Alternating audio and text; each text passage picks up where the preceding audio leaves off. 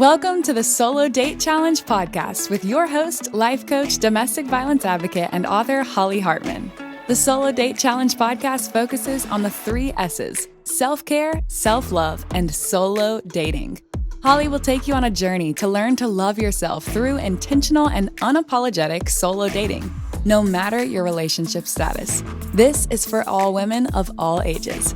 We help you go from burnout and just surviving to thriving and loving life again. We are so glad you joined us on this journey. Make sure you click subscribe on your favorite podcast player to get notified of when new weekly episodes are downloaded. You can contact us or find out more information about solo dating and get plugged into our free women's community group of thrivers on Facebook, Instagram, or at solodatechallenge.com. Please share and tag us #SoloDateChallenge. Today's episode is sponsored by life transformation coach Holly Hartman. If you are wanting to accelerate your healing and get additional support and guidance, Holly is currently accepting new one-on-one coaching clients. You can contact her at solodatechallenge.com and sign up for a free Explore consultation call. October is Domestic Violence Awareness Month, and I am a domestic violence advocate. And on today's episode, I sit down with Roda Hussein. She is a British Somalian mother of 3 children.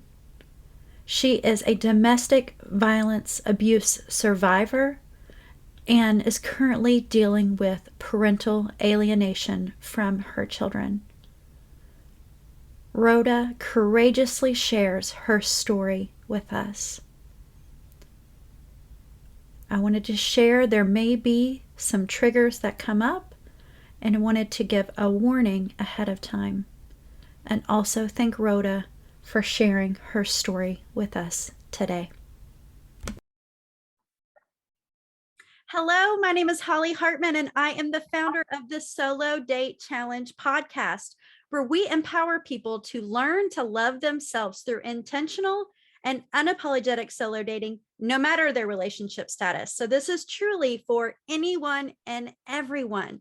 And we talk about self-healing, self-love, self-care, solo dating. But as most of you all know, I'm also a domestic violence advocate. And this month is Domestic Violence Awareness Month. And so I have an amazing guest who is a survivor and thriver now of domestic violence and abuse, Roda Hussein. She is a British Somalian mother of 3 and a survivor and a thriver. And I want to hear her story and share her journey with us today. So Roda, thank you for coming on today. She is beautiful. You can't see her, but she is stunning. And so I just want you to share with us where you're calling in from and a little bit about your story.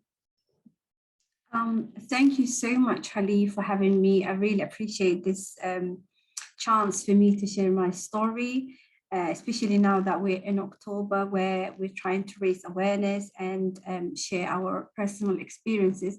As Holly said, my name is Roda Hussein. I'm a British Somali mother of 3. I'm also a social activist based in London. We've connected, me and Holly, through a Clubhouse, which has been amazing. And I'm just honored to be here with her and with you to share my story. Thank you for having me, Holly. Absolutely. Wonderful. Well, grateful that you're here. And since we are talking about Domestic Violence Awareness Month, I think the best way that we can share is to share our stories. Part of this podcast is giving voice to the voiceless. And something that we kind of talked about ahead of time is that shame can't survive when we speak it. And so I'd love to give you an opportunity to share your story. So if you have been a victim of abuse, or this could potentially have some triggers in there. So I just want to give you a trigger warning that that could come up. I'm not sure, but for anybody that's listening, I just want you to become aware of that. So I'm going to let Roda share a little bit about her story and what brings her here today. Yeah, I got married back in 2005 and birthed 3 beautiful children. I was married for 8 years, and through those 8 years, I have been in abusive marriage, financially, emotionally, and psychologically. And one of the things where I did not know what abuse was. I remember feeling confused and not understanding how to save my marriage. And every time I thought that me and my ex had issues, I would go to him, and he would gaslight me. He would dismiss my feelings, and he would constantly blame me. Until one day, a cousin of mine come to stay with us, and she sat me down, and we were just going through the difficulties I was having in my marriage. And when I've explained everything, she said, Rhoda, do you know that you're going through something called abuse, financial and psychological? And I was just surprised, because it was not something that, everyday people like myself would be interested or have the knowledge. I think maybe the past 10, 15 years, people have, come around to the idea of understanding what abuse is. And now there's more knowledge around. But before 15 years ago, there wasn't much of information available, and the only people that had those information were, professionals in this field. So I went and I bought some books, and I've read everything, and everything just fell into place. Luckily, I've asked for a divorce, and he gave it to me, and we parted ways. But because, again, not having I'm not a psychiatrist or a counselor, but having read the different types of personalities that exist, that there is a narcissist, there is sometimes people can be psychopaths that would not leave you, let you alone until you end up in losing your mental well-being, or until you lose your life. And I think this is the danger that many are not aware of. So I remember thinking in good faith and thinking like, okay, he was a lousy husband, but he could be a great father, and we could move on. I could forgive him, and we can co-parent our children. Not knowing what it in store for me, I've traveled to my home, back home. I'm originally from Somalia. My family's from there, but I've lived in the UK most of my life. So when I went there, I wanted my younger son at the time, who was 6, and my older son, who was at the time 8 years old, to spend some time with their father. And this man is a medical doctor. He's wealthy, and he really established himself back home. So I thought, I want my boys to see their father being successful, and see their culture, and where their mom is from, where their grandparents are from. So I was enacting in good faith, and the deal was like, he would bring the younger son after a week, because he wanted to stay with him extra time, and he would keep my older son for a year, just to bond. Because I remember at that time, when boys are at that age, they really need a male figure in their life. He was constantly crying for his father. Where's my dad? How come he's not here? And I've never passed that information. Like, this man was harmful to me. I've always protected my children from that. But I wanted them to have a father in their life, as mine passed away when I was a child. So you can imagine, I grew up with that void in my heart, thinking that if I had my dad, life would be more smoother, and I have someone on my corner that protects me, that loves me, and I wanted that for my children. So when I left and I came back to the UK, it was one of the hardest decisions, but I trusted him.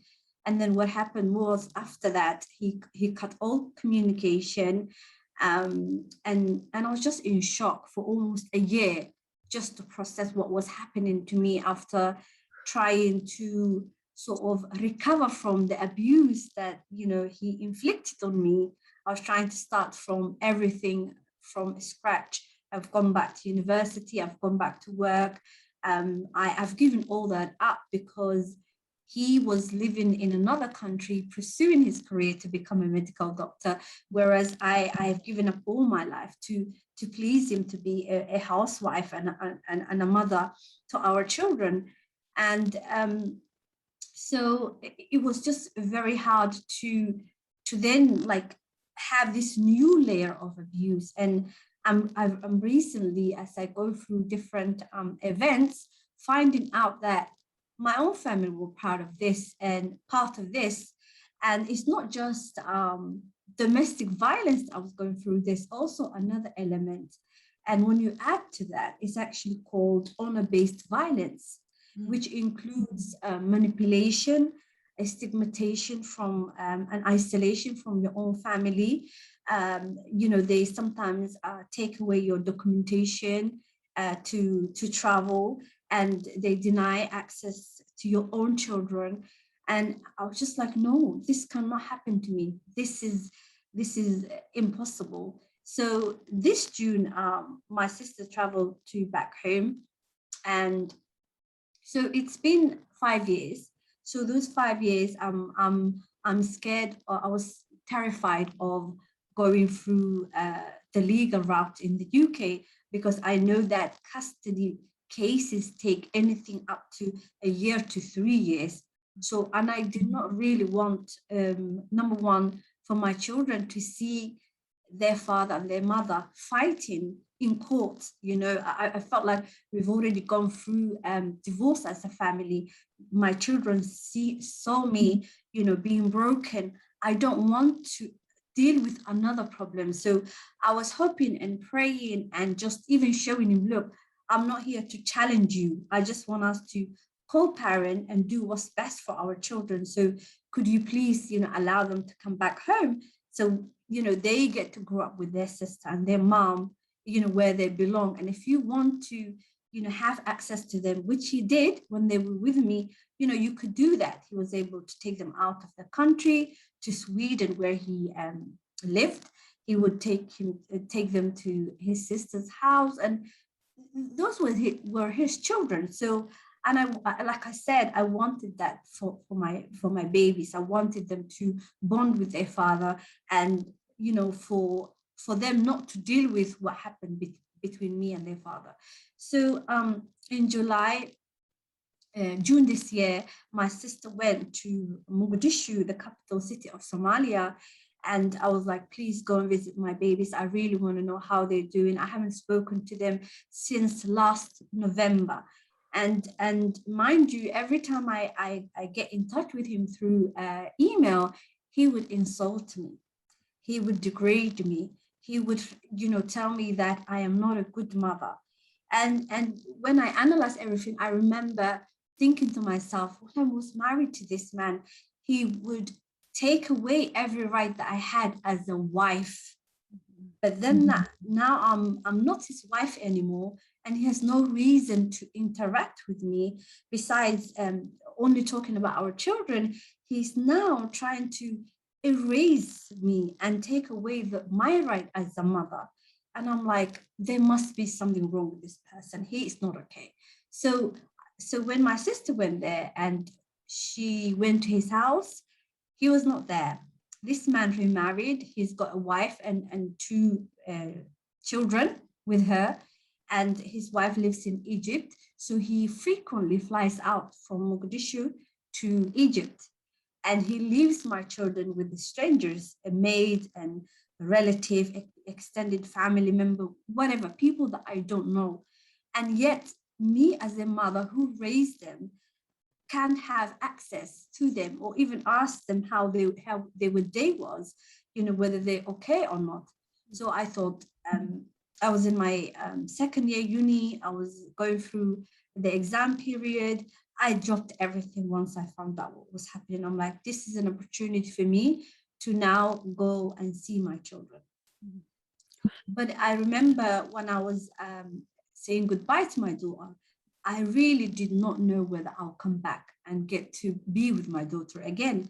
So it was more like saying literally goodbye. So if I die, then that's what it is. So I went to Somalia, and there was a different element of danger to my life because of my social activism. I have attracted, unfortunately, the attention of extremist groups who don't want to hear a woman talk. They want to erase you. And if you challenge the status quo, you are literally the enemy. So there's that element as well. So my life was in danger because of my activism as well. But I'm a mother, and I don't care if I die for my children. So I went to Mogadishu, and I went to his house. Unfortunately, he returned. And I remember that day when I went to the house, the very house that I left my children with. I've entrusted my children with this man. I walk in. Luckily, I was recording because I really don't know what to expect. But I did not think that he would harm me in any way. But I thought, should anything happen, I want documentation for my boys. I want them to know that I came, I called, I love them, I haven't abandoned them. They matter to me, they're my life. I want them to know. So I was recording. I put the phone in my hand so that he doesn't suspect anything. So the maid lets me in. It's a big mansion. I walk in, and then I get to the next gate of the house. He comes out charging, screaming for me to get out. And I'm like, look, I'm not getting out. I'm here to speak to my boys. I brought them here. I'm their mother. I have the right to see them. And he's like, you're not gonna see them. He was effing and being very angry, very violent. And I thought to myself, I was like, okay, now he's getting dangerous. So I told him, listen, if you touch me, know that you'll be recorded and you're on Facebook Live. He wasn't, but I just said that to him to let him know to, stand up for myself. Mm-hmm. And I think part of me is happy that I went there, because what he does is he's so good at manipulating everyone to think that he's this big shot, he's this doctor, he speaks 4 languages, he wears a completely different mask. Mm-hmm. And when I'm along with him, he degrades me to the level that even to this day, after being divorced from him for since 2014, I get to constantly try to get rid of the things that he said to me in my head. Mm-hmm. And I'm constantly trying to do affirmations and meditation and to say I'm not what he said I was, but the effect is still there.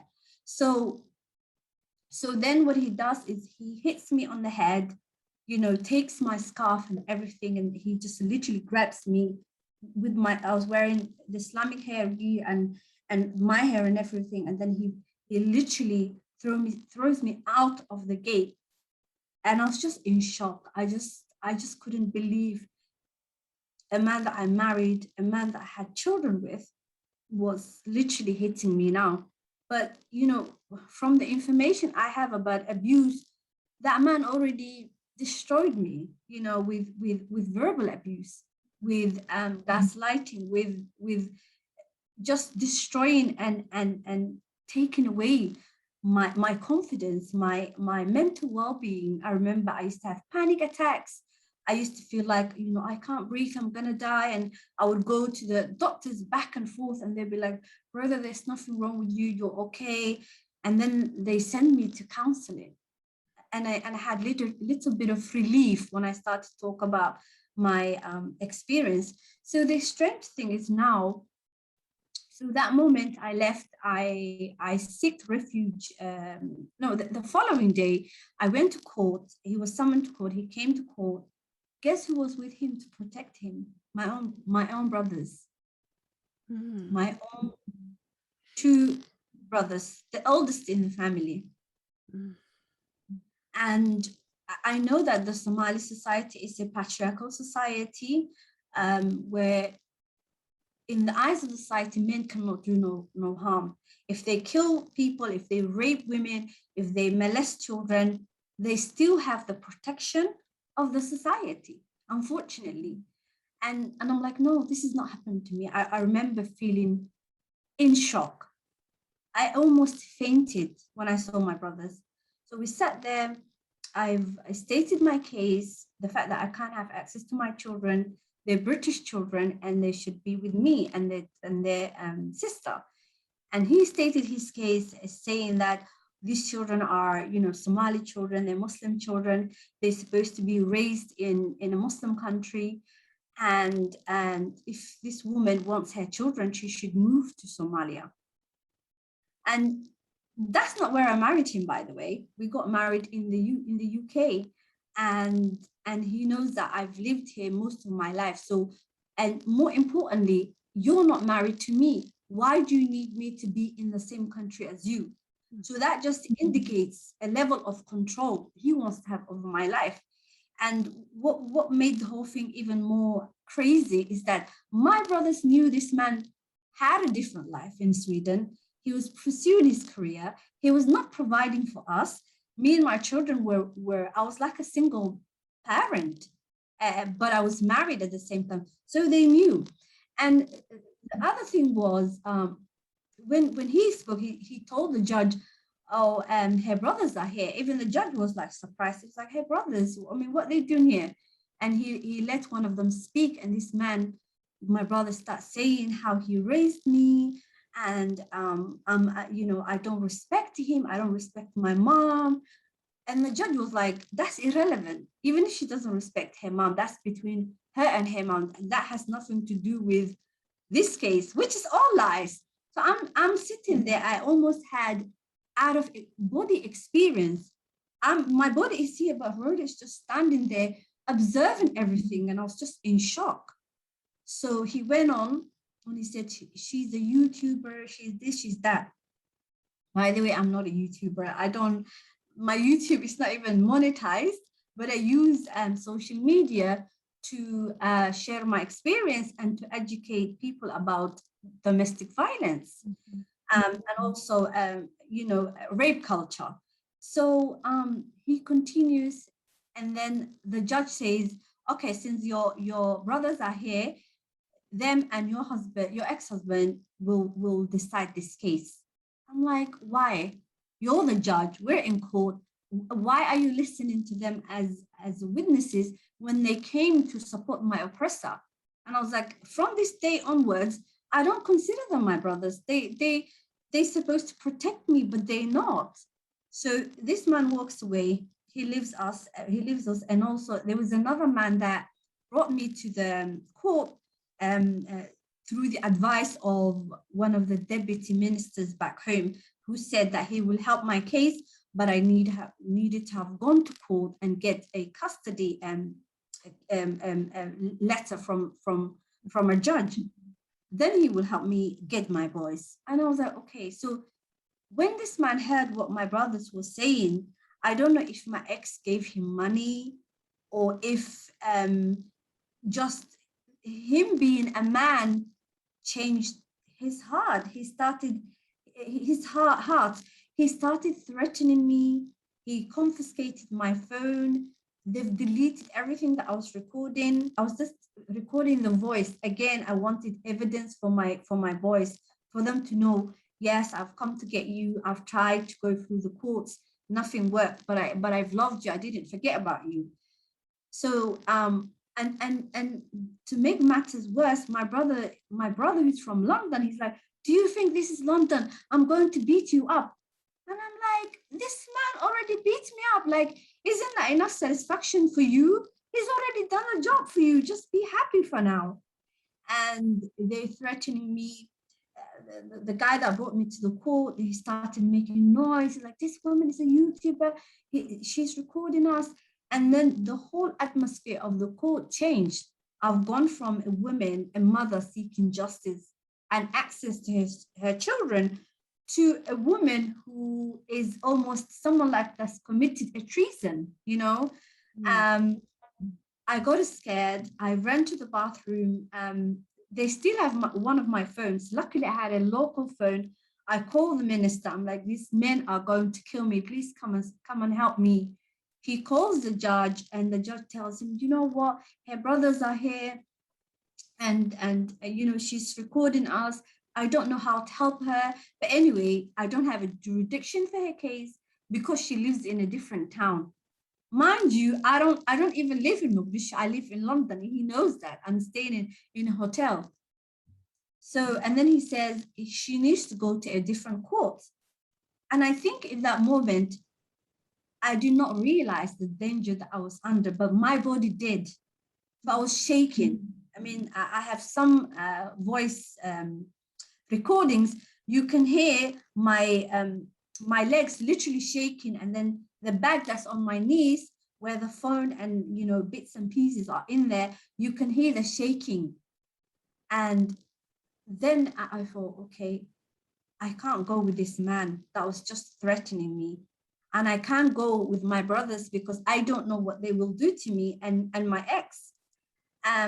So I was like, so whilst I was in the bathroom and all this was happening, I came back to the room once I got hold of the minister. And then when the judge said, there's nothing that I can do, prior him to saying that, I remember him asking me, I cannot represent myself. I'm like, what do you mean? I'm an adult, I'm over 30 years old. I am a mother, I've raised those children, I'm raising my daughter. What do you mean? He goes, do you have a husband? I'm like, no. Is your father alive? I'm like, no. What about your grandfather? I said to him, no, they both died. He goes, well, these are your brothers are your guardians. So they have to speak on your behalf. Like, I'm like, Islamically, when a woman reaches puberty and also she's over 15, she's considered adult. I'm like, I'm an adult woman. What do you mean? So then that's when he literally walked away. I was like, okay, if you using Sharia law, why don't you put us under oath? Why don't you like make sure so you get to find out who is lying, who isn't, and then you can hold them for contempt of court. He didn't do nothing. He literally walked out of the room, and he left me with my brothers, my ex, some strange man that I don't know, and the guy that was with me. And they told me, why you keep saying, I want the judge, I want the judge. One of them said, we are the judge and the jury, and you need to shut up and get out of the room. Wow. So I get out of the room. I'm shaking, and that's when they come out after me, and that's when they confiscate my phone. When all this commotion is happening, I'm going to tell you the power of sisterhood. There was this young lady who's court clerk. She came to me and she's wiping my tears and she's telling me to be strong. Whilst my own brothers are watching me. And then the guy that was with me, he kept making noise. This woman is filming us. She's a YouTuber. As if being a YouTuber, there's something wrong in being a YouTuber. So this man comes out of nowhere screaming and he says, where's that woman? Throw her out of the courtroom, throw her out. So there was this lady, police officer, she walked towards me and I didn't know what she was going to do to me. She's going to hit me, put me in handcuffs. No, I don't know. So I'm like, I'm not doing anything. I'm not recording anyone. Besides, they've deleted everything from my phone. I'm not doing anything wrong. I'm here to fight for my children. And instead of being aggressive with me, she took my hand. She said, Mom, like she's my mother. She said, Mom, don't cry. Just please come with me. She was most gentle out of all these men, even including my brothers, the man I had children for. So I sometimes feel like that's gender, being different gender makes us lose our heart and makes us lose to have empathy for others.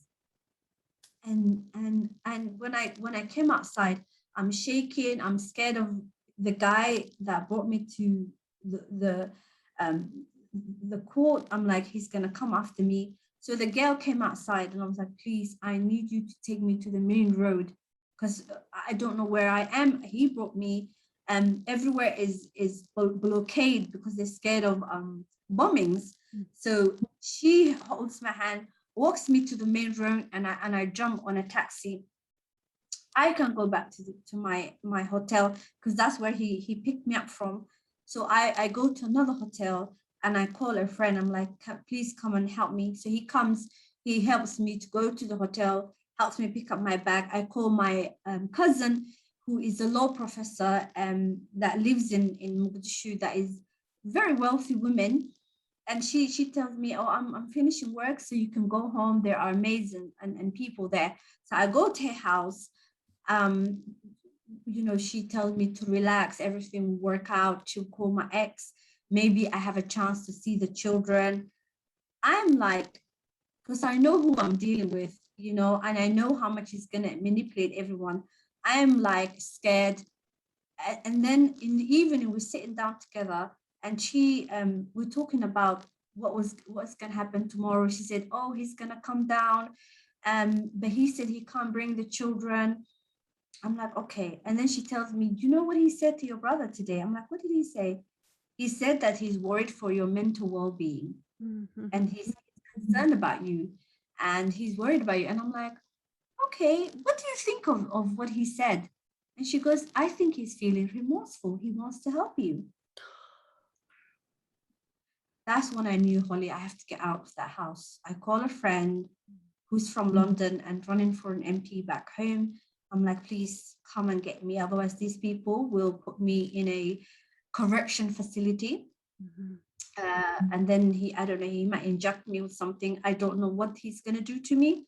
So I leave her house first thing in the morning, 6 a.m. And then I go into hiding. And one day we go straight away. I look for the quickest flight out of Mogadishu, and I get a flight after 2 days of the courtroom. So one day my friend says, Rhoda, you've been inside the house. I want you just to relax. Let's just go for coffee. So we go to this cafeteria, and guess who walks in? The guy that was with my ex, that not the one that was threatening, but another one who was pretending to be the same types of men as me. And he told the court that he came on my behalf. And I remember challenging him, saying, you came on my behalf. Do you know me? Have you ever met me? Have you ever listened to my story? I was like, you're not here for me. You're here for this man. You're here because you're a man, and you come to defend another man. So, don't speak for me. So when the guy confiscated my phone, and I was like, please give back my phone, this information out for my boys. And he kept saying, in a very chilled way, he said, no one's going to give you the phone back. I saw the same guy, and I remember running out of the cafeteria, going to a bathroom, calling my friend. She came after me, looking for me, and I was like, that's the same guy. And mind you, I'm wearing something called niqab, where you can only see my eyes to protect myself. And also I had sunglasses, and I put that on top, so no one can recognize me. But the fear they put in my heart, that I couldn't sit still. I ran out of the cafeteria. So then we take a taxi, we come back home, and I'm like, I'm not going anywhere until I get out. So luckily I left, went to Turkey, and I came back to my home, to London 7 days ago. So I've started my campaign on social media. I shared my story. So instead of the community coming out in force, trying to protect me, there are men who are trying to even stop the GoFundMe. And on Clubhouse, they've even gone as far as bringing a stranger claiming to be my ex, so that people don't support me.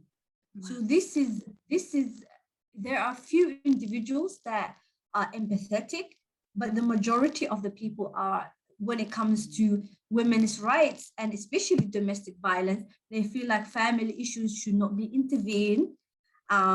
Even if he kills you, when he kills you, that's when your family will mourn. But before that, you're the one that should be able to stop him. Perhaps you should not raise your voice. Perhaps you should, change your approach. Perhaps you should manipulate it. The solution has to be within you. When they know the type of a person, these type of men are. And I'm like, I'm not going to be silenced. I'm glad that I'm back home, where I feel respected and valued as a human being. And I want this story to go viral. and I want my to be, I want to be a mirror to my community because of harmful cultural practices. They normalize these things, Mhm. you know, and I want to tell them, no, it's not acceptable. You know, women have the right to exist in peaceful marriages, in peaceful society. And if that's not going to happen, I want to educate young women to know that you have the right, especially if you are in the West, you have the right, and you have the law on your side. So use that, make use of it. A lot of people ask me, Rhoda, when he initially stopped, allow you to communicate with the children, why did you go to the authorities? Because my family were manipulating me to the point now. I went to visit my mom the other day. Uh, they didn't even say, my mom doesn't know, but my siblings, they didn't even say, I'm sorry that happened to you. Mhm. They're pretending like nothing has happened. But it's my life. I cannot be silent, and I cannot just carry on as things are okay. I will do anything to protect my safety, and I'll fight for my children until the day I die. Mm. Thank you, honey. Thank you so much for sharing your heartfelt story. And I'm sorry that you've had to go through that. And I hope that anybody that's listening, that this is going to be helpful to them to know that they're not alone, because I'll say that I've heard, obviously not the exact details, but I've heard a lot of stories as I'm connecting with more people globally, that these in between countries and trying to fight for your children, and parental alienation and all these things. And you talked about flying monkeys is what one of the terms that I hear when we're talking about abuse, is that they bring in all these people to get on their side, and they manipulate, and they're cunning. They are powerful in the way that they do it, and they paint a picture to where they really isolate you, and then you feel completely alone. And so when somebody challenges you, like you said, like, well, why didn't you go far? It's like, when you're completely isolated and you're also completely depleted because of all the emotional, mental, psychological abuse, even the financial abuse, you can't even fight if you want to, because they've depleted you of all of your resources oftentimes, that it is a long battle. And you have to really take care of yourself first, almost, to be able to fight that battle. And it sounds like at that time you had that opportunity to try, but still, then you realize who's really for you and who's against you, or who's safe and who's not safe. And we are hyper vigilant, like seeing that person come in the cafe. I would have done the same thing, because our bodies tell us. And you talked about disassociation. I mean, so much of what you've experienced, this happens across the board when we're going through these domestic violence situations that are sometimes never ending, because of the court battles, because of the patriarch system that's set up in a lot of countries, because of the financial abuse and the psychological abuse and mental and the isolate. I mean, all these factors, it's not just one, it's a really big, huge master plan.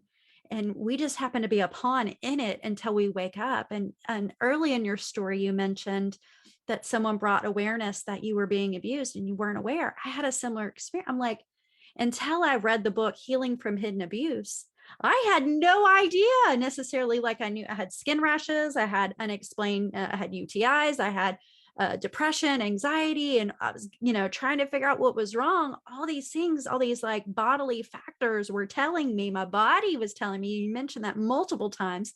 Your body was telling you.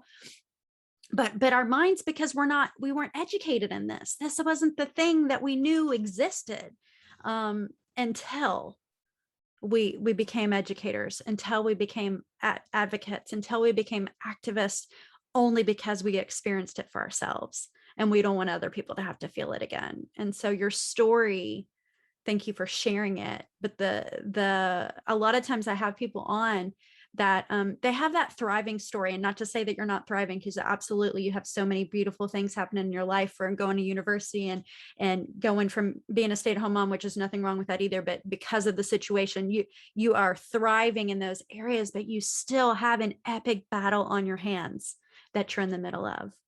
And I do, and I think this is what people don't understand. I remember people telling me, oh, you can go home and, back home and visit your children. And I'm like, no, this is a Pandora box. And I know that if I touch it, I will not be only fighting him, I will be fighting with my family, and I'll be fighting with a whole system. And like you said, it's exhausted. My body feels tired. I don't have any any health condition, thank God, but I feel I have something similar to fibromyalgia. I'm exhausted all the time because of this mental exhaustion, and your brain is always asking you just to like understand what's happened to you. What did I do wrong?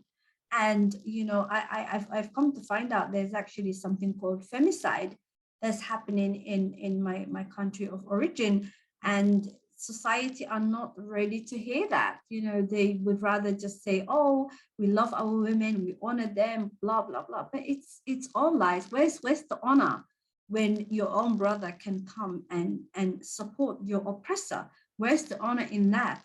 And the more I educate myself, the more there's more labels that are, or harmful behavior that I get to understand and read, and I'm like, oh my God, almost the very people that's supposed to protect you are inflicting those abuse onto you.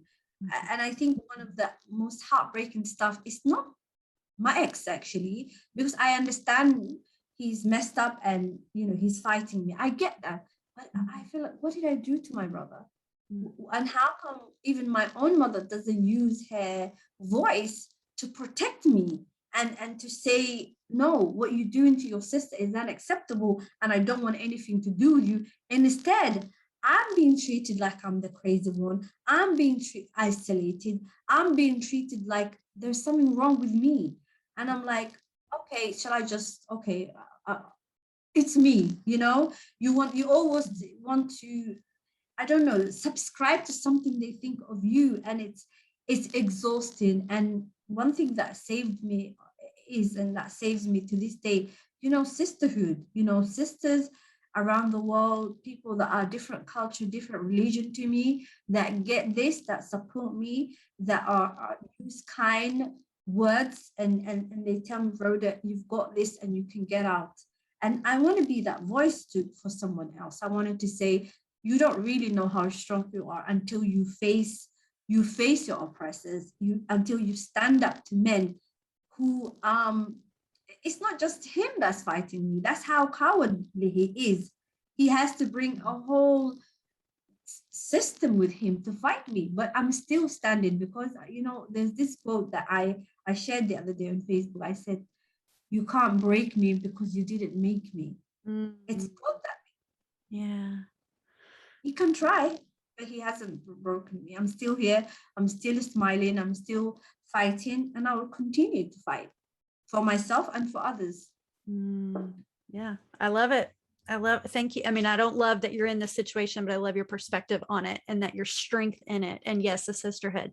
So anybody listening, we have Solo Date Challenge. Many of the women in the group, not all, have experienced some kind of trauma in this kind of situation. So we are a sisterhood that helps support each other and love each other where we're at, and give each other strength when we don't have that strength, and support each other because we really, we're stronger together. Absolutely. One voice collectively coming together, we can share these stories so people can go, oh, me too. I've been through that. I can help somebody else, or I can at least hold them up because I'm in a place where I can stand tall. So I'm going to hold them up until they have their strength to do it, because this battle, it can take a toll on you. And I really appreciate you sharing your story with everybody, and we're going to wrap it up, but I do have two questions for you. One, you mentioned as you became educated, and you mentioned some books.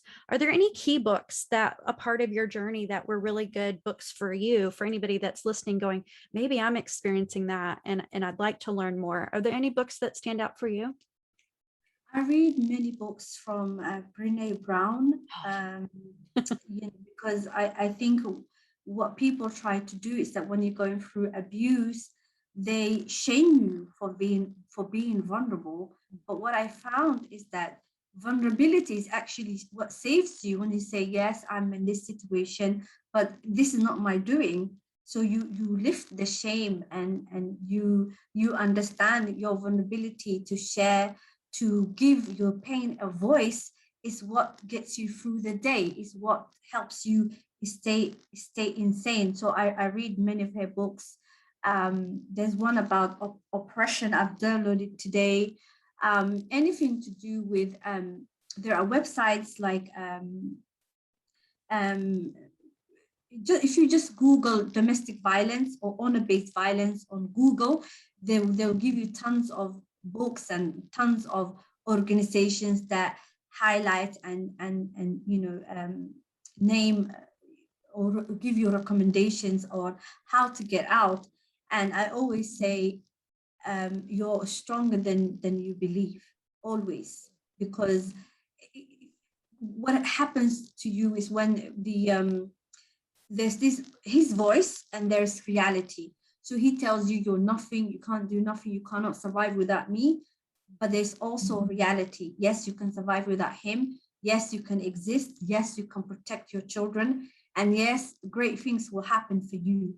You don't deserve to be in an abusive marriage or a relationship. You can get out.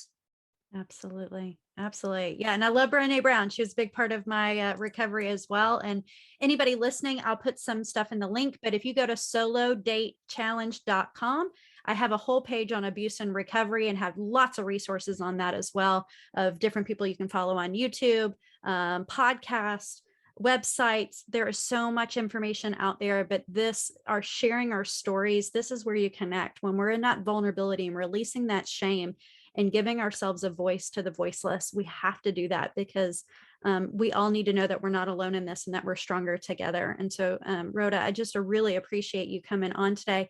And anybody that'd like to connect with you or follow you, how can they get connected to you? Yeah, I just wanted to say that currently I have to go to the High Court of the UK to get full custody of my children, and then getting them back from Somalia. That's also another challenge. So I've created a GoFundMe, and if you go to my Instagram, which is Roda, RODA_H,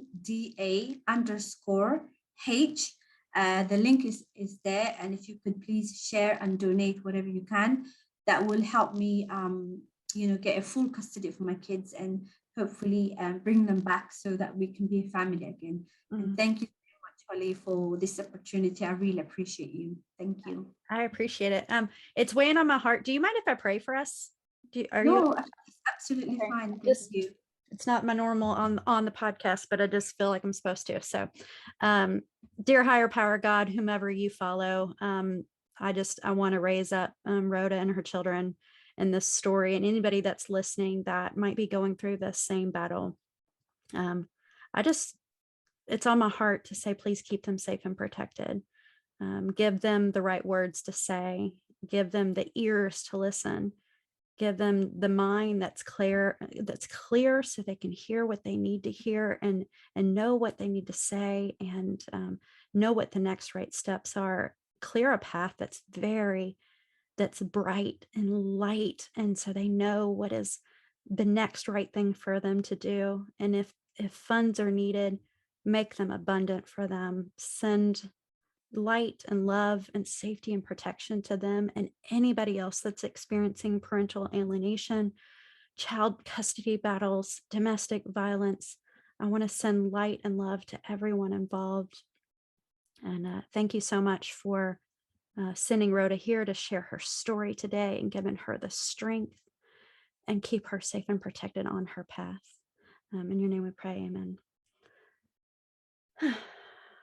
Thank you. I really appreciate that. Thank you. I just felt like we needed that. So thank you, everybody that listened today. And if you would like to reach out to Rhoda, please reach out to her, give her support and love and sisterhood strength. And if you have the means to support her financially so she can get her children back, please donate to her GoFundMe, and look and research about domestic violence awareness. Even if you're not experiencing this, share this story so other people know that they're not alone. So thank you so much and have a blessed day. Before we wrap it up for the day, I want to leave you with this question. How are you going to intentionally fill your cup today? We believe you are worth it. We are so glad you joined us today on the Solo Date Challenge podcast. We hope you are leaving inspired and fulfilled. If you like what you heard, please leave a review or comment on the show and share this with the women in your life. Let's face it, we can all use a little encouragement. Feel free to reach out to us directly if you would like to be a guest on the show, have an idea for an episode, or have any questions. We love honest feedback. Until next time, have a blessed day. Today's episode is sponsored by the international best-selling book, I Am: How to Release the Shame of Narcissistic Abuse and Transform Financial Poverty to Wealth Beyond Numbers. An international collaborative book project sharing the stories of 14 thrivers, professionally serving people on their journeys out of financial abuse and into abundance. You can purchase your own copy at IamReleasingShame.org. We'd love to read your book review, and please share your shame-releasing experiences on social media, tagged with #IamReleasingShame.